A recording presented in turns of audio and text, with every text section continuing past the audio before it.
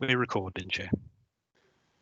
Good afternoon, everyone, and welcome to this meeting of the Licensing and Regulatory Committee. It's concerning a Rights of Way advisory panel. Could I ask, are there any apologies for absence, Richard, please? No apologies as such, Chair, but I believe Councillor Reason might join the meeting late. Okay, and declarations of interest as and when. If we go on, if the members could now switch their cameras back on and unmute themselves, we'll go through those who are present. My name is Brian Strong and I'm chairman of this committee. Perhaps in alphabetical order we could go through. I'll try and read out who is here or should be here.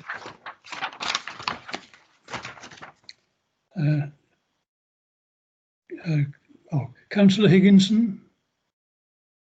Not yet? No. Councillor Howarth? No. Councillor Reason is going to be late anyway. Brian Jones, he's not here either. Malcolm Lane? Yes, I'm here, thank you. County Councillor for the Mardy and Lantilly Pathurley. Okay. Councillor Roden? Thank you, Chair. Councillor Richard Roden, Dixton with Osbaston Ward in Monmouth, member of this committee. Thank you. Councillor Treharne? Thank you, Chair. Councillor Jamie Treharne, member of Overmont Ward and member of this committee. Councillor Ruth Edwards? Yes, I'm present, Councillor Brian Strong. You're the chairman, but I'm County Councillor Ruth Edwards, elected member for Lantilly Cresceni and a member of the committee. Thank you. Thank you, Chair. Thank you, Ruth. Councillor David Evans? Yeah, thank you, Chair. Councillor for West End Ward in Caldicot, and I'm a member of this committee. And Councillor Linda Guppy? No, she's not here. And finally, Councillor Anne Webb. The W's always come last, don't they? Good afternoon, everybody. I'm Anne Webb, and I'm the County Council member for Trellick, for Tintern and St Albans. Thank you. I'm sorry it was a strange alphabetical order. But, that's the way it was printed on the document. Right, we're here to discuss public footpath number 37 in Caldicot.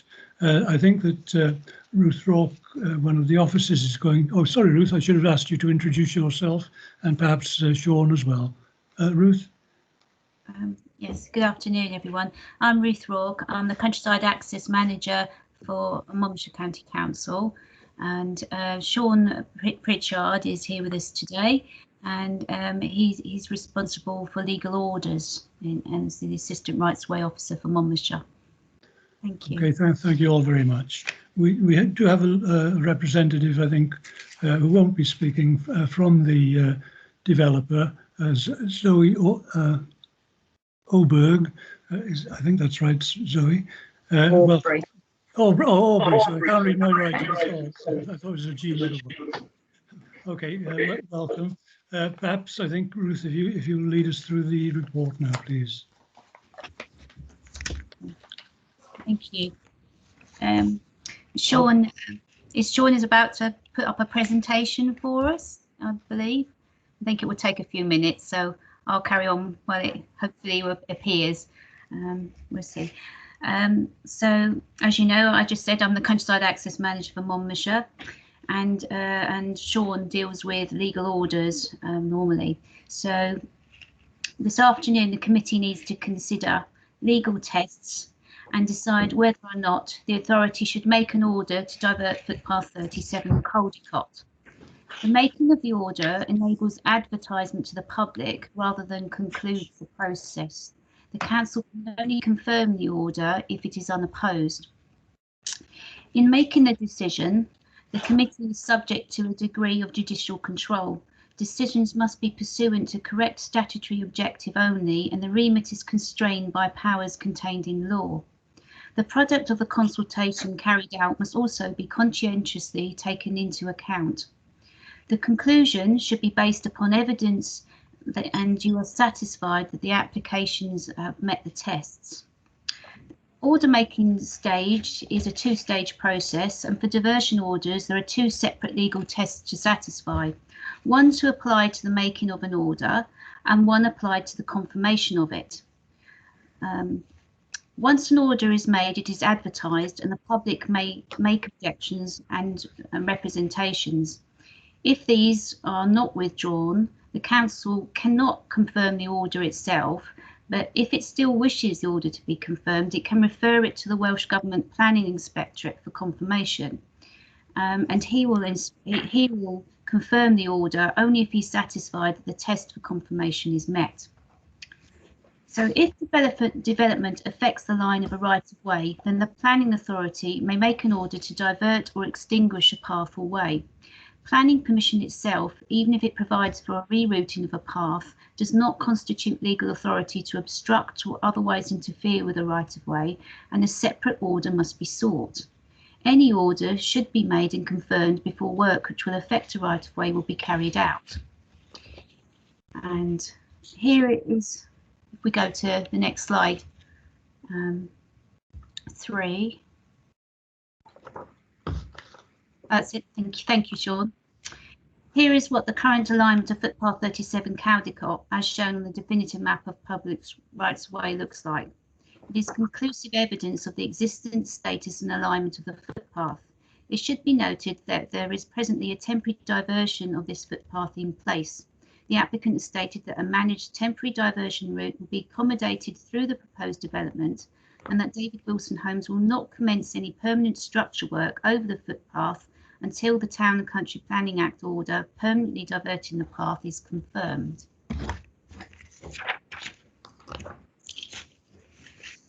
Back on the 5th of March 2020, the Planning Committee granted permission for 130 houses in Caldicot.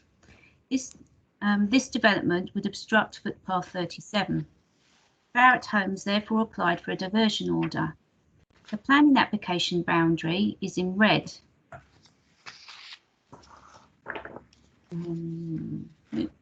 Sorry. Okay. So there's a red dot now being shown, which shows you where the actual boundary of the site is. And if you notice that the path is affected, is all within the site boundary. The bold black line is the existing route of footpath 37, and the dotted black line is the proposed diversion for footpath 37. Okay. Under the Town and Country Planning Act, various tests have to be met. A competent authority, and Monmouthshire County Council as a highway authority would be considered a competent authority, may by order authorise the stopping up of any footpath if they are satisfied that it is necessary to do so in order to enable development to be carried out. So as shown in the previous slide, the footpath affected is within the development site to be diverted. Planning permission has been granted and the path would be obstructed if the development is carried out. Other tests are also considered, and we shall go through them shortly, but I shall want to skip to the objections because I think you want to bear in mind what the objectors are saying as we consider the compatibility of the proposed route with the current line of the existing footpath. Thank you, Sean. Council ran a pre-order consultation which included the local member, Caldicot Town Council, the statutory undertakers, user groups and local residents. A full list of the consultees and summary of responses are found in page 7 of the full report that you have received. Full copies of objections have been produced as appendices 12 to 16, and officers' comments on the consultation responses are in chapter 7 of the full report. But basically, the pre-order consultation received 5 objections, and I'll go through them now. The objection from Mr. Kevin Hall said he'd like to point out the comments on the drawings referring to the lower portion, southern section, letter H to G, and is labelled unaffected footpath. This is totally untrue statement. The position is not changing, but the impact of of its outlook is catastrophic. The current public right-of-way, although running to the right of the small estate, built almost 20 years ago, it remains with a real. I will read it off my screen. It remains with the real of being in the country. If you point north on the public right-of-way, there are unspoilt views across the Nedden Valley and the protected Triple SI, taking in views of the Severn Bridge and Caldicot Castle. The view was that good that a viewing bench was installed a number of years ago at great expense to the taxpayer to celebrate and allow walkers to enjoy the Nedden Trail to the fullest. From this point, you can see all the wildlife associated with the aquifer-fed, naturally fluctuating water body that should be classified as priority habitat, and that is flooded for many months of the year and attracts such a wide and varied variety of overwintering birds. These views across the valley cover from the north all the way around to this SSE, so therefore making totally a considerable arc. This view is now going to be replaced by walls of bricks and mortar and concrete render with no openings or green space at all, because the houses are so tightly packed in, maximising the available building space that has been reduced significantly because of the high pressure gas main that has a building exclusion zone. So how can anyone say that any part of these public right-of-way will be unaffected? As the public right-of-way that is a material consideration in determining of planning applications to date, it has been totally ignored, but we trust that people responsible do not disregard the Welsh Government guidelines like the developer clearly has. How do they find it acceptable to turn a well-used country pathway into an urban walkway straddling a high-pressure gas main which crosses cul-de-sac roads at least 5 times? What part of avoid estate roads did they not get? Barratt Homes wants to turn a country public right-of-way into nothing short of a Barratt-imposed pavement. We have already had our trust betrayed by MCC by ignoring so many objections. Please do not let this become another casualty. The developer has tried to fabricate the view by including a street scene, but only actually showing the one row of the development. If you study the plan, you can see when you include multiple levels and rows of housing, including garages, you will not actually have any view to the east in any part of this proposed route.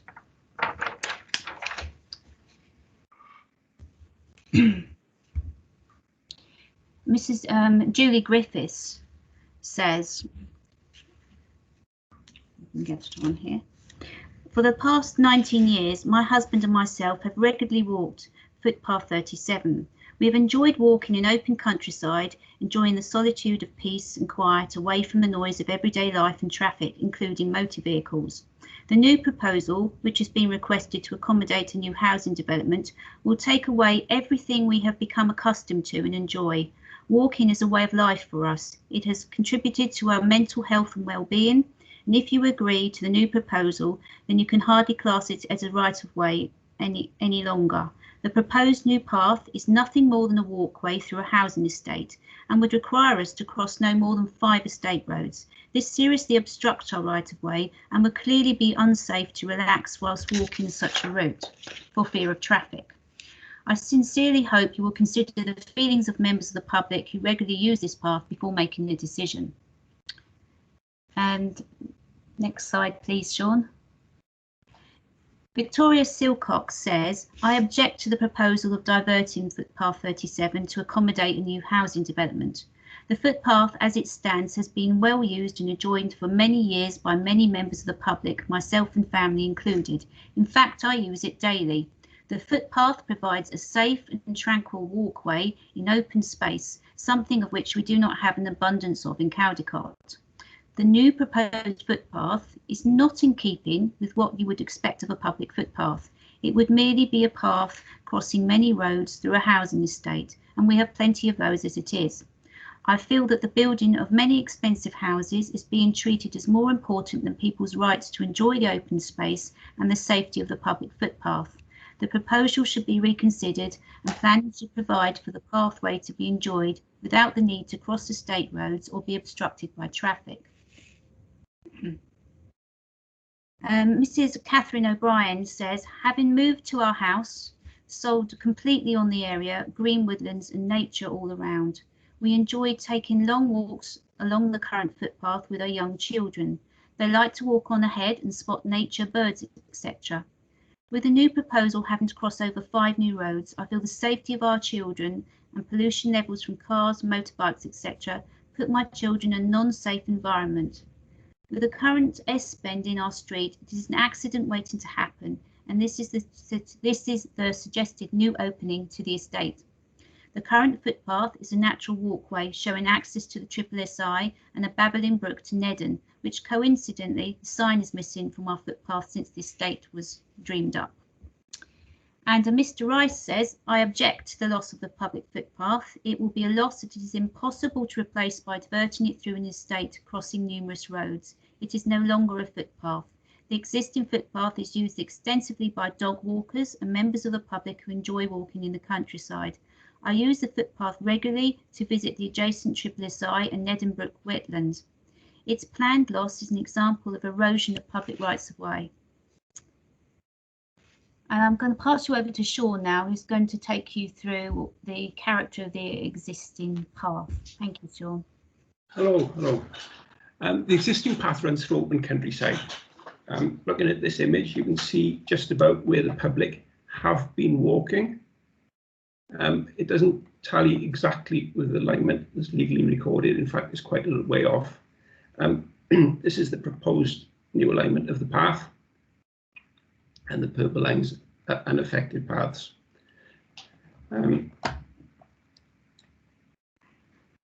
So this is a site plan of the approved development. This illustrates the 5 roadways that the objectors are concerned about. I'll highlight those now. So you've got 1, oops, exit point down. So 1, 2, 3, 4, 5, but it also shows the green corridor through which the path will run. So it's from here, along here, and then back down to the unaffected grassland path here, out over the wetlands. There's a few more pictures giving an indication of the character of the site. If you're looking at the compatibility with the current line, the photographs of the existing footpath, there is no access to the current footpath from the adjacent house gardens. It doesn't appear they or anyone else are economically disadvantaged by the proposal. The current footpath affected by the development is not surfaced. So just more pictures of the character of the site. This is the alignment that people have been walking. It's taken from here. There's a field gate in the corner here. These are the views out over the Nedden from the field gate in this position.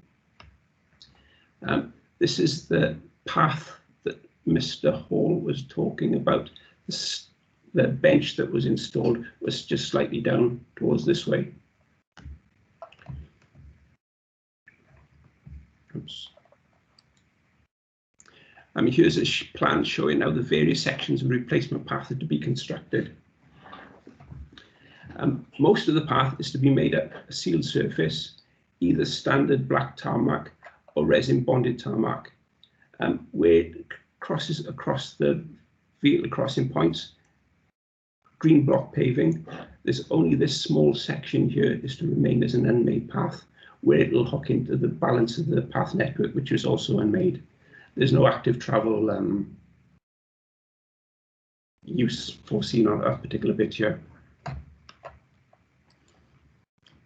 As well as the principal Town and Country Planning Act legislation, there's a whole raft of other considerations that need to be taken into place. It includes all of these: Welsh Government guidance, MCC policy, Environment Act, Equality Act, Active Travel Act, well-being of future generations. Oops. Right, Welsh Government guidance. Having concluded that the planning permission should be granted, there must be good reason for deciding that an order which would permit implementation of the development should not be made. So have we any good reasons why the order should not be made? Many of the objections received at the pre-order stage refer to the changing character of the path from rural to urban. This is an inevitable consequence of development.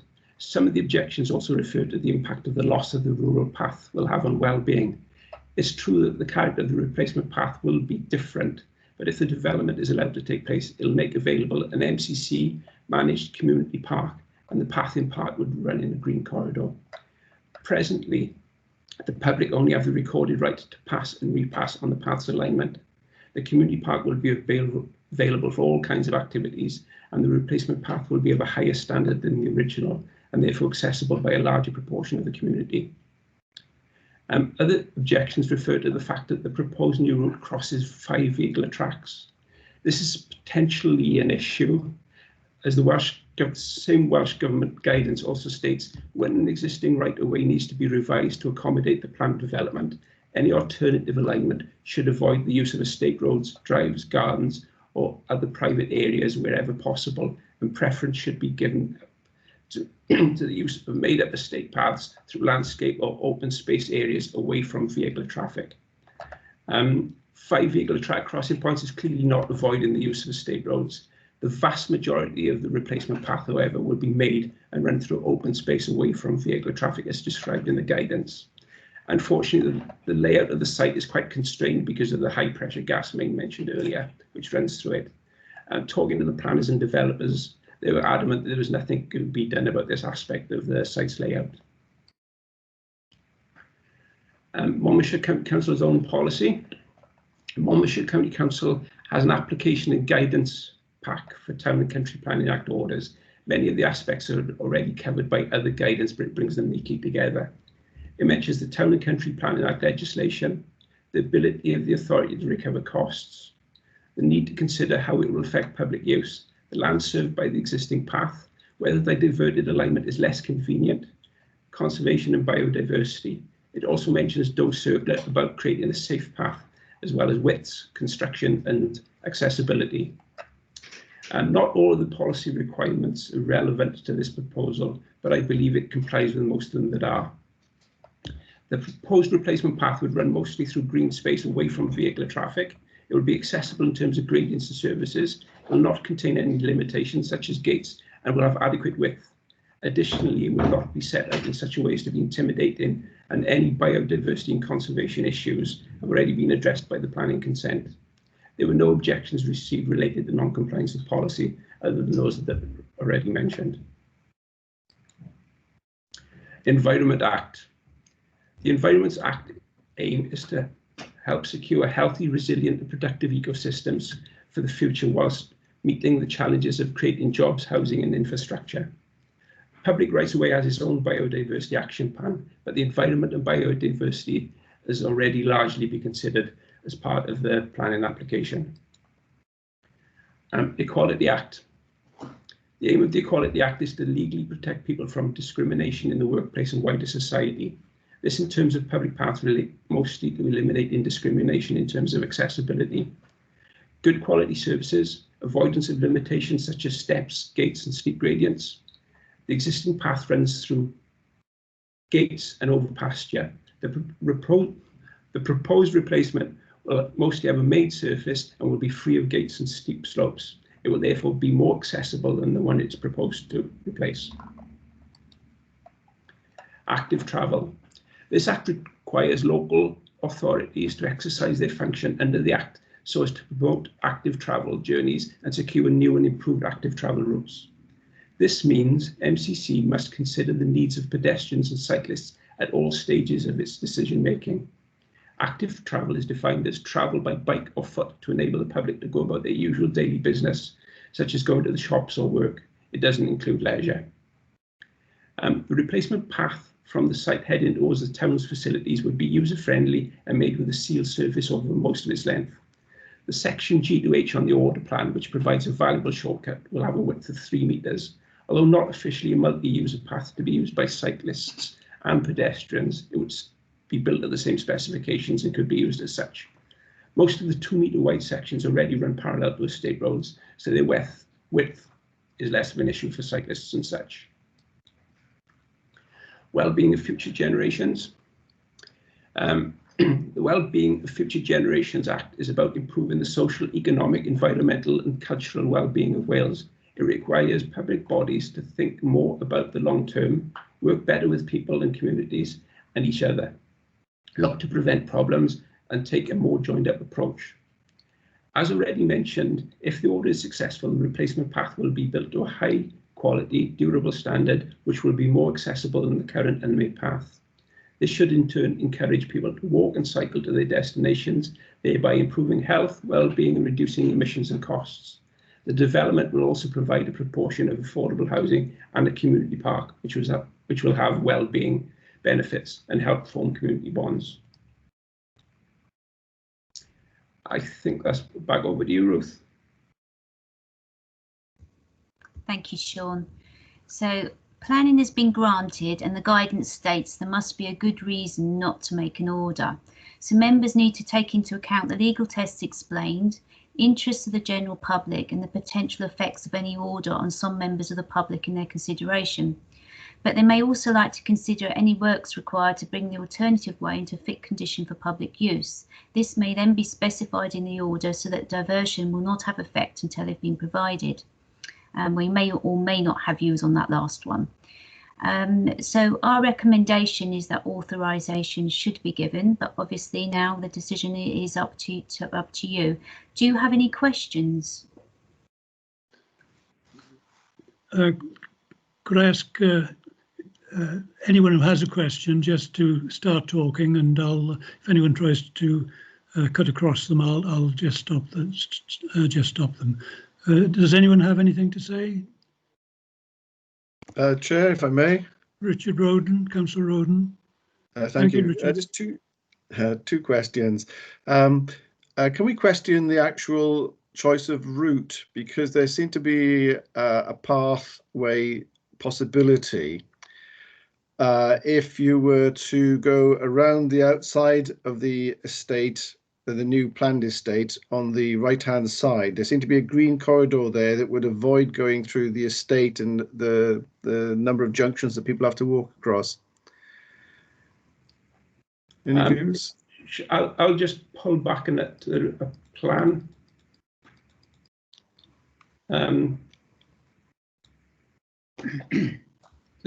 Is that helpful in describing? Yeah, if you go back to the one previously, yes, you can see that there is a green area running completely alongside. That's it. I'm just wondering why the possibility wasn't explored of the footpath going in that area. That's too close. That was one question. And second question. Yeah. Sorry, second question was that, what was it? Yes, in order to make the order, we have to be sure that the builder hasn't gone further with their development, blocking the way and things like that. And presumably you can assure us on that point that they haven't. Okay, thanks. Thank you, Richard. Well, I'm happy to answer this question about this area here and why this route wasn't used for the alternative route. Essentially, it's very steep. Too close to the floodplain. It's close to the floodplain. I think there might have even been ecological issues with the overwintering birds. Yeah. The ecologists were keen to use that area. And to be honest, this area is the natural, it's just the most accessible to most of the houses and the people that are going to use it.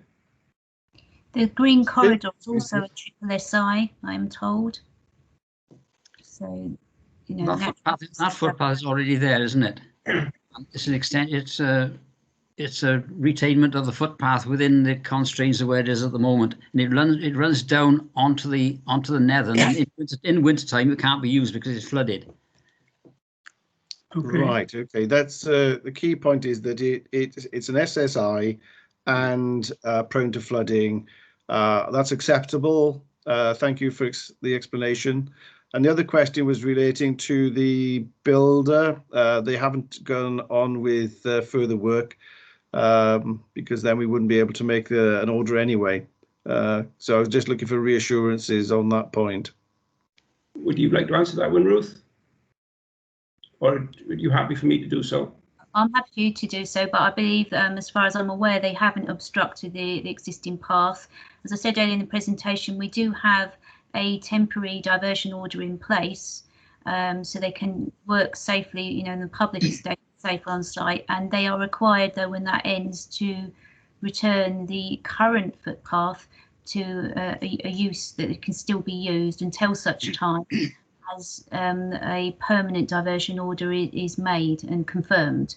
So there is a temporary, you know, situation on site at the moment where people are being, there is a corridor people can walk safely. It's not on the current definitive route, but the definitive route, we are assured, should that temporary diversion order end, and should this order not be made to permanently move it, then the existing path would be made available again. If you move your little red dot up to the corner where the road, no, down a bit, no, right by there, that's right. That is the entrance to the working site at the moment. There's not a lot of work gone on inside there because only started about 2 or 3 months ago. So the work that you're talking about down below, it isn't being disrupted at the moment, and that's the bit you want to talk about, that you're talking about diverting, isn't it? Okay. Well, many thanks for your reassurance, officers, and Councillor Easton. Thanks for your input. Thank you. Thank you, Councillor Easton. Councillor Easton, to inform the public, is a councillor for Caldicot. There are 2 councillors from Caldicot, Councillor Easton and Councillor Evans. Is Jim with us? I don't think Councillor Higginson is with us. All right. So you might be able to ask some questions if you've got any, Tony, and then Dave if he has any. Okay. Tony? Yeah. Tony Easton. No, I don't have any specific questions. I understand the need for the footpath to have a formal diversion. I know there's been one hell of a lot of objections about the whole site, and in fact next week it won't be to do with this footpath, but we are meeting with the developers next week to make sure that they comply with the orders that have been put in place for them, particularly next week is to do with the traffic management plan. And I think equally they got to be sure that I'm trying to find your plan for diversion on the planning portal, but surely they've also got to follow your directions on the agreed plan within the overall plan. That makes sense? Yeah, that's right, Tony. We'll just decide on this footpath today. Yeah. I don't know whether David Evans has anything he wants to say. Dave? I think is he muted? I don't know. I have a question, Chair. When yes, okay. Well, we can't get hold of Dave, so yes, to you, Councillor Treharne. Okay, thank you, Chair. Good afternoon. My name's Councillor Jamie Treharne, as I said earlier. I have a question with regards to the diversion of the footpath from point A. It goes quite a way off the original line. Is that to accommodate close proximity to the community park, to make it easier for people to access the community park? Because it does seem a large diversion, if you know what I mean. But if it's to link to the community park, that makes full sense to me. It's not part of the plan of the path order, but as part of the development that this path actually continues to hook into the paths further on. So this aspect of the continuation, although it deviates from the original alignment, will actually feed better into the path network. Okay, so it serves a link to more than one route then, is what you're saying? That image should help explain. Yeah. Okay. Yeah, that's fine. Thank you. There's going to be a play area by that, if I remember rightly. Yeah. It just seems that from point A, it's aiming towards where the community area is. So I was assuming that's the reason why they made it that way from point A. This alignment, I would argue, serves more of an active travel purpose. Yeah. Whereas the alignment heading down here is more of a leisure. Yeah. Yeah. Okay. Yeah. Yeah. That's correct, that is. Yeah. Oh, thank you, Dave. Oh. Oh, he's back with us, see? Yeah. Okay. Have you Thank got you. any questions you'd like to ask Dave, or any comments to make?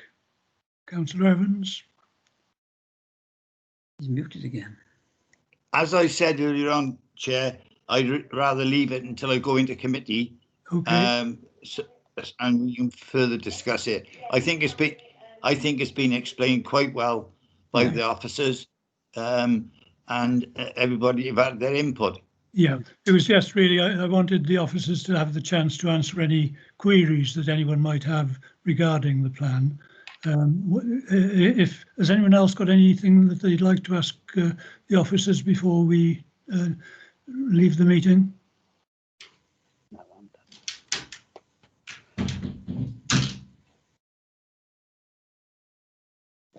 No, I can't hear anything. So I think at this stage we'll adjourn to discuss this fully, and then we'll come back with our decision. In the meantime, as we leave, could I ask the officers and other people who may be in the meeting to mute their microphones and their cameras? It is going to be live streamed all the way through, so anything you say will be heard. Okay, if you could just mute and turn off your cameras. Thank you. And we, as far as the committee are concerned, if you press the leave button and then join the the other button on screen. Thank you.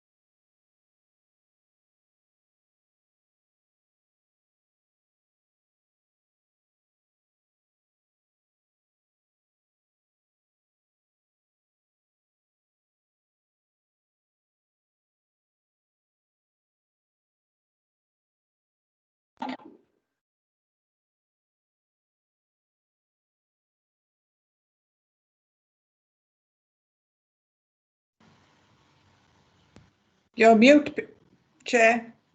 I am? You're okay now. Oh, sorry. It's a bit like learning to drive a car, isn't it? Using one of these things with Yeah. all these different committees, ins and outs. I don't know whether we're back on, Ruth. Oh, Tony, I'm doing it now. Yes, yes, we can. I can hear you now. Thank you very much. Okay. Cool.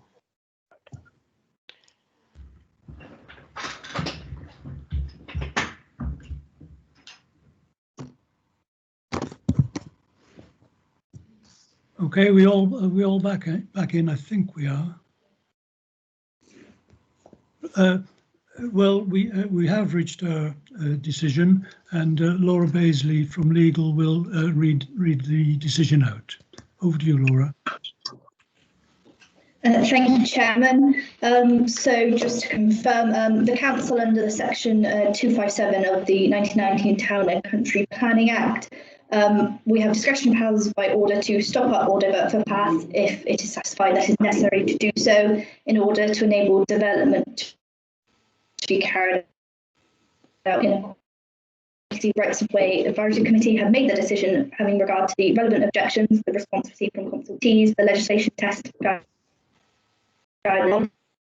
The committee unanimously decided to authorise the making of a diversion order for footpath 37 Caldecott under Section 257 of the Town and Country Planning Act 1990. Thank you very much, Laura. Could I thank the officers for the very clear way that they've guided us through this. As far as the report was concerned, is very clear and concise, and we do thank them for the effort that they've obviously put in making this a fair report. So thank you to anyone who was involved, and also to the committee. Could I thank you for your participation in this meeting? Thank you very much. Goodbye. Thanks to all. you all. Merry Christmas to you all. Thank you. Stay safe. Oh yes, and a Merry Christmas to everyone. Merry Christmas now, Merry everyone. Christmas. Keep